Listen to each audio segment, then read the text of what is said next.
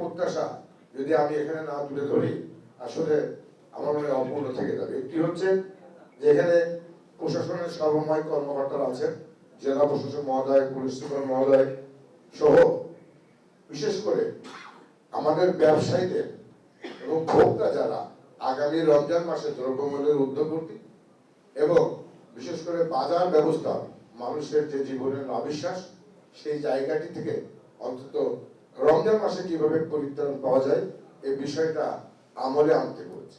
দ্বিতীয়ত হচ্ছে আরেকটি বিষয়, সেটা হচ্ছে অনেক ব্যাংকে ইতিমধ্যে গ্রাহকরা এবং ব্যবসায়ীরাও সময় মতো টাকা তুলতে পারছে না।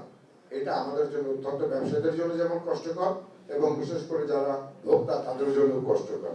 তৃতীয় যেটা সবচেয়ে গুরুত্বপূর্ণ যে প্রত্যাশার কথা বলেছেন, যে আজকে বলবেন যে আমাদের জেলা প্রশাসক মহোদয়, পুলিশ প্রশাসনের পুলিশ সুপার মহোদয় এবং অন্যান্য নেতৃবৃন্দ আছেন, একটি কথা বলবেন, সেটি হচ্ছে যে 5ই আগস্টের পরে আমাদের যখন যশোরের প্রশাসনের পুলিশবিহীন যশোর একটা অস্থিত অবস্থা, সেই সময় অমিত আঙ্কেল যশোরের 8টি থানায় যেভাবে মানুষকে এবং ব্যবসায়ীদেরকে সুরক্ষা দিয়েছে, সেই সুরক্ষা দিকটা তুলে রেখে তাকে দোয়া করতে বলবেন, তার প্রতি শ্রদ্ধা জানাবেন এবং প্রশাসনকে বলবেন এখন তো প্রশাসন স্থির হয়েছে, অন্তত ব্যবসায়ী নিরাপত্তার বিষয়ে অন্তত আপনারা এখানে তুলে ধরবেন।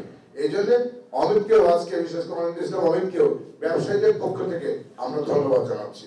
সুধীবৃন্দ, আসলে চিন্ময়দা বলেছেন, সাধারণ ভাই বলেছেন, আসলে মধ্যে 11 না 13 বছর সম্ভবত আমাদের নির্বাচনটা হয় নাই, আমি সর্বশেষ নির্বাচন করেছিলাম।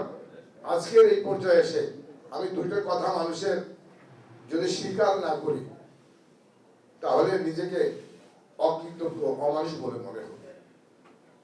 সেটি হচ্ছে আমার প্রয়াত নেতা জনাব তরিকুল ইসলাম আর আমাদের গত চেম্বারে আমাদের দায়িত্ব পালন করার কালে একটি অপ্রীতিকর ঘটনার মাধ্যমে আমাদের শামীম ভাই আমাদের সামনে নিহত হয়েছিলেন।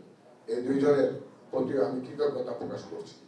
আমার নেতা সেদিনকে একটি কথা বলেছিলেন, বিশেষ করে যশোরের ব্যবসায়ী মহলকে, এই চেম্বারকে ব্যবসায়ীদের চেম্বার, প্রকৃত ব্যবসায়ীদের চেম্বার, রাজনৈতিক বিবেচনা না এনে ব্যবসায়ীদের বিবেচনা এনে এই চেম্বারকে কিভাবে দাঁড় করানো যায় সেদিনকে কিন্তু তিনি আমার পাশে থেকেছিলেন। আজকে এই পর্যায়ে এসে আমি তার আত্মার বিহার প্রার্থনা কামনা করছি এবং আমার শামীম ভাই সহ প্রয়াত নেতা তরিকুল ইসলামের প্রতি গভীর শ্রদ্ধা নিবেদন করছি। সুতরাং আমার মনে হয় বক্তব্য বেশি দেওয়ার কোনো সুযোগ নেই।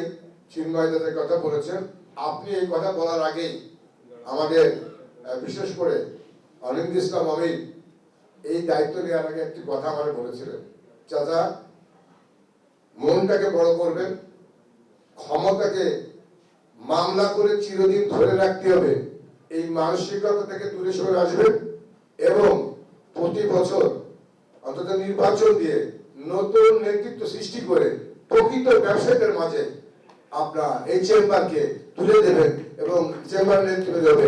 আমি কথা দিচ্ছি সেই কথাটি অক্ষরে অক্ষরে পালন করে অনিন্দ ইসলাম অমিত সহ প্রশাসনের এখানে যে সমস্ত সম্মানিত পুলিশ সুপার, জেলা প্রশাসক মহোদয় আছেন, উপস্থিত ব্যবসায়ী নেতৃবৃন্দ আছেন, আপনাদের সকলের সহযোগিতা নিয়ে অন্তত আগামী একটা টেনিয়র, বিশেষ করে 2টা বছর পার করতে পারি, সেই দোয়া আপনাদের কাছে আমার বক্তব্য শেষ করছি। আল্লাহ হাফেজ। বাংলাদেশ জিন্দাবাদ।